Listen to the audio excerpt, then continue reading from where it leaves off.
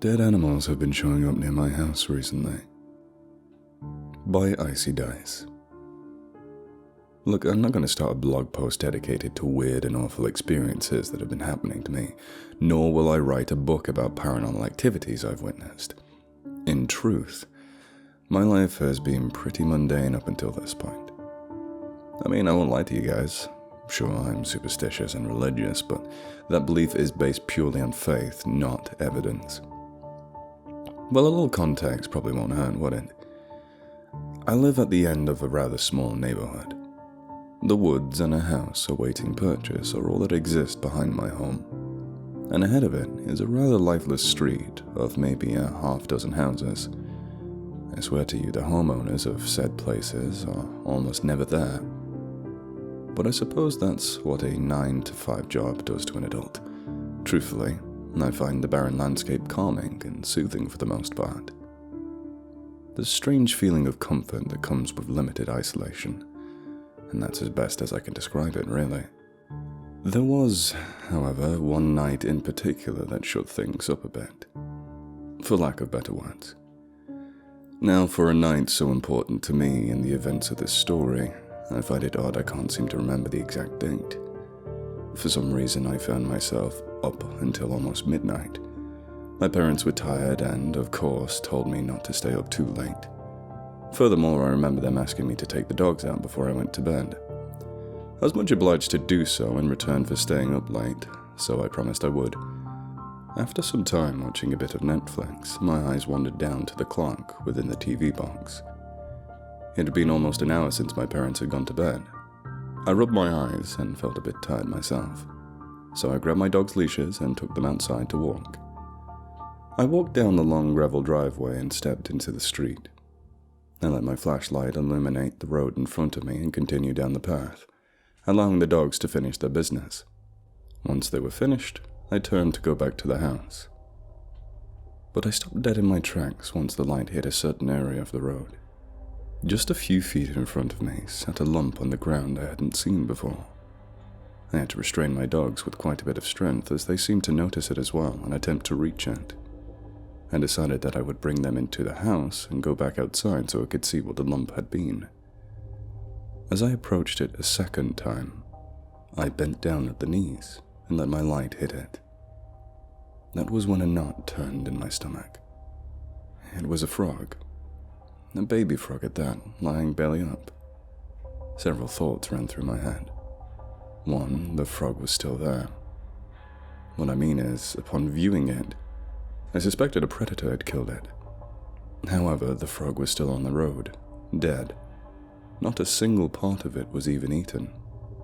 However, the stomach was slit down the middle and the intestines sat beside the amphibian. The eyes seemed to have been removed as well. Maybe this wouldn't have seemed so odd if they weren't for the size of the creature. They were so small in size that such injuries seemed intentional. I shuddered a bit, then decided upon going inside again. Having had enough of the mess before me, I made sure to lock the doors that night. Don't ask me why. I guess I just felt as if I had to. When I went outside the next morning to go to school, I went to the spot I had seen the dead frog. There was nothing there. Assuming that whatever had killed it cleaned up the remains, I walked to the bus stop. On the way there, I kept my eyes peeled for any other dead animals on the road. There were none. When I got home from school, I decided I would ask my mum about what I had seen. Perhaps she would have an explanation I hadn't previously considered. After listening to my story intently, she suggested that maybe a neighbor's cat had been the cause of it all. I nodded my head and accepted her answer. It would make sense after all. I've heard of cats randomly killing small creatures all the time. That night, and the next few nights that followed, I saw the frogs on the road again, always in close proximity to my home. This still unnerved me, but I didn't pay much mind to it. I simply ignored the bodies and walked my dogs as normal. That was until one morning in particular. Another day of school had arrived, and I did my normal daily routine. I got up, showered, got dressed, ate breakfast, and brushed my teeth. I exited the house, ready to go to the bus stop. I walked down the driveway as always, and then I stumbled back. Right in front of me was a squirrel, completely snapped in half. The two pieces of its body were perfectly symmetrical. It sat in a pool of its own blood, an expression of shock and horror etched onto its face. I gagged and quickly ran past the body. I pulled out my phone and texted my mum, explaining to her that there was a mutilated squirrel directly in front of our driveway. I quickened my pace and arrived at the bus, where I then got a response from her. She said she would check it out. After waiting a few minutes, she texted me again, asking me where I had seen it.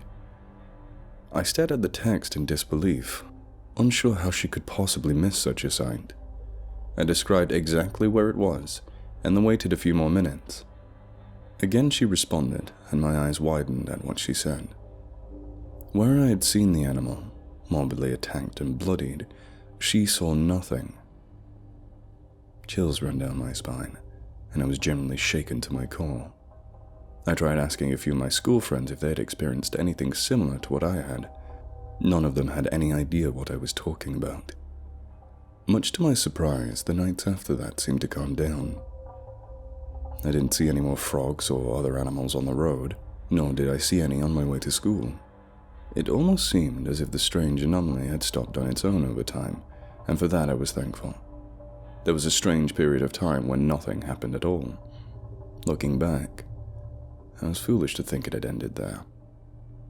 No, I should have known it all along. It wasn't the end of the storm, but the calm before it. This peace I experienced came to an abrupt end just 2 weeks ago, on a night that seemed just like every other night. My father had been the one to take the dogs out this time, because I was busy walking towards the mailbox. I had neglected my duties to get the mail earlier in the day, so now I had to get it around 12 due to my procrastination. I grunted in annoyance at the fact that I wasn't allowed to go to bed until I did this chore, but I accepted it. I brought it upon myself, after all. I had started walking at a slow pace, but sped up as I went along. There were woods to both sides of me because of how the roads are positioned, and I was slightly creeped out by a feeling of being watched from within the branches of the enormous trees. The street lights had already shut off, and I was relying on my dim phone light to find my way since my dad was using the flashlight to walk the dogs back at home. My entire body felt tense as the adrenaline rushed throughout me, ready to burst into a sprint at any noise. I resisted this urge though, since the entire neighborhood seemed silent, strangely enough, although I believe that may have actually added to the eeriness of it all. I finally arrived at the mailbox, inserted my key into the lock and opened it. I reached my hand into the hole and felt around. I didn't feel a single letter inside, but my hand did land on something odd. Something squishy and moist. My hand instinctively recoiled as I took a step back. I peered into the mailbox, shining the light inside so I could get a better glimpse of what I had felt. When I did see it, it took all of my strength not to scream. There, inside the mailbox, to which only I had the key to open, was a frog. Needless to say, I sprinted as fast as my legs would carry me until I reached my home. I launched myself up the porch stairs and entered the room. Closing and locking the door behind me, my breath exasperated. My parents looked at me strangely, and I quickly explained myself by claiming I was worn out from my run home. They didn't seem to question this, whether it was from believing me or being too tired to wonder why the hell I was running for so far so late at night. Regardless, they went to bed and I locked the doors. I didn't remember falling asleep, but I remember waking up in a pool of sweat. I sat up, looking around me, seeing the entire room entrenched in total darkness. From within my room, I could hear something strange. It sounded like footsteps. Footsteps ascending the wooden stairs leading up to the front door. And then I heard a signature creak of the door open slowly. And that was when I felt my heart rise to my throat. Despite my mind screaming to my body that I should hide or stay put, my body disobeyed and opened my bedroom door. My ears were filled with the sound of my dogs barking furiously. but the barking soon turned into something else. Whimpers of fear, and then screaming. Screaming which pierced my ears and made my heart come to a standstill. Screaming which didn't sound like dogs at all, but rather a human being instead. Despite my better judgment, I found myself running into the living room where I found my 2 dogs, battered and bruised with cuts and scrapes all around them. They sat in place, seemingly unable to move. I could see their mouths open and their throats emitted the same human scream of utter agony and despair that they had earlier. My feet trudged across the carpet, methodically making my way towards them. They screamed louder and more violently the closer I approached, until I heard a crack. Their bottom jaws unhinged, revealing a gigantic maw. They stood on their 2 feet as a man would, and their once human groans of pain turned into an inhuman, ungodly shriek which split my ears, causing me to clutch my head in pain. Then, just as suddenly as they started, they stopped and collapsed to the ground, dead. I felt myself rush towards them, but I never got close. I felt something from behind me clutch me in its appendages, and I felt my body being pulled back into something sharp, stabbing me and causing me to roar in pain. I swear to you, my voice was not my own. No, it sounded like that inhuman screech my dogs released. I saw my vision become blurry until it all faded to darkness, and that was when I sat up in my bed. I rubbed my face with my hands, feeling the sweat pooling under my eyebrow. I raced out into the living room only to see my dogs laying comfortably in their beds.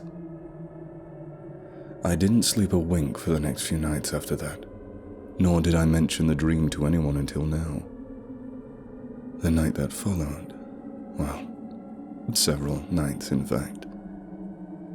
The woods located behind my house would cause my dogs to go into a frenzy when nearby. I remember walking them, and when close to the tree line, they would stop dead in their tracks, stare into the darkness ahead, and tuck their tails between their legs, whimpering.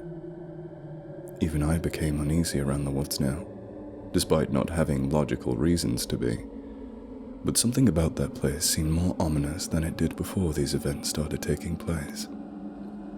Nonetheless, I can't walk near that place without getting the chills, and neither can my pets, it seems. Again, the calm before the storm arrived, and each day and night without a single strange occurrence was truly nail-biting. That nightmare was all I could think about, and my lack of sleep showed at school. After several detentions for falling asleep in class, my grades dropped drastically, and my parents became worried. I never told them what had happened, though. They wouldn't ever believe me, especially since I seemed to be the only person who had witnessed these events. I only bring this up to you guys because I'm becoming increasingly worried. You see, these strange occurrences have picked up recently. Just as recently as a week ago, in fact. Nothing too extreme has happened yet, but I'm worried that might all change soon. The dead animals I've been seeing aren't just frogs anymore.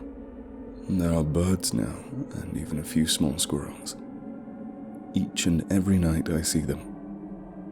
And each and every night they come closer and closer to my house. I'm not sure if what I experienced was just some sicko out there messing with me, or if something is going on in my neighborhood. All I know is that I have nothing to prove this is all happening, as each animal I see disappears without explanation by morning. I know for a fact that this isn't just some cat. Look, the point is that last night I heard something familiar. Something terrifying. I woke up to the sound of creaking. The creaking of wooden stairs leading up to my house, to be specific. I heard footsteps, which stopped just outside of the front door. I didn't have the courage to open the door and look, so I peered through my bedroom window to see what was outside. Once my eyes became adjusted to the darkness, I was able to spot a lump on the welcome mat just outside my door. I couldn't discern the exact features of what it was, but I already knew in truth, and I couldn't sleep any longer that night. Once morning arrived, I looked outside the door only to see nothing, as I expected. It wasn't until that I realized I had never heard anything descending the stairs that night, which caused a large knot in my stomach. I don't know what's going to happen tonight, but I feel like it won't be good. There's no way anyone will believe me, and I don't know what can or will help me at this point. I loaded my rifle and made sure my hatchet and knife were within grabbing distance tonight. I'll also be sure to lock the doors. I'm not sure anymore. I'm just taking all the precautions I can at this point. All I can think of is that damn nightmare. Small update. I made a last-second decision to let my dog sleep in my room last night, making sure to lock the door behind me. Call me paranoid, but there's no such thing as being too safe at this point. I didn't sleep at all last night, and I didn't hear anything at all either. Finally, at about 4 a.m., I let sleep overcome me. When I got up this morning to prepare for school, I found a dead, mutilated frog right outside my bedroom door.